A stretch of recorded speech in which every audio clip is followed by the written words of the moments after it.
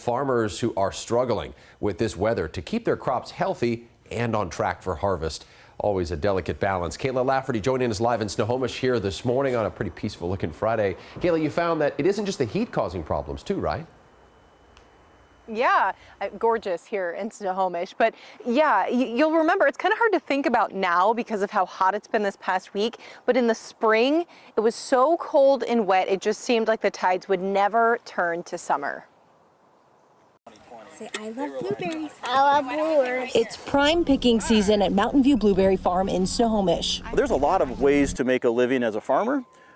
I think we've settled on the best way. Being able to see families enjoy what they do out here is just awesome. I mean, right?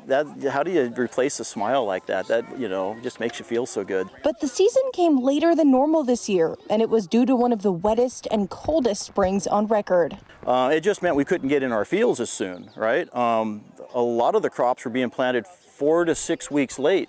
And it's not just the cold that made this year tough. You can see today, there's dozens of families out here already trying to get ahead of the heat we're having. It's this heat wave. Chris Benedict works for WSU Research Extension and focuses on horticulture in Western Washington.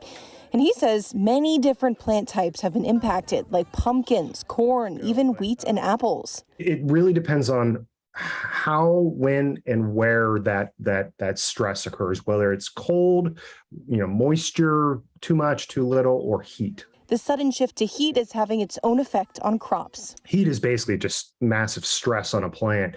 And if it can't deal with that, it has to sort of sacrifice possibly a portion of its plant. Stalker now looks to the future and how to prevent setbacks as best he can. So we are taking steps because it is part of where the future is going.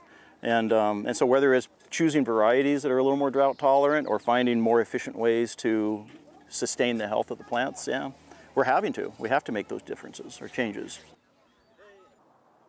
So other than Mountain View Blueberry Farm, Stalker is also president of Stalker Farms here in Snohomish, which has a pumpkin patch, a corn maze, a Christmas tree farm. And he said one thing which was pretty interesting, that cold, wet spring was actually really good for his Christmas tree, so it wasn't all bad.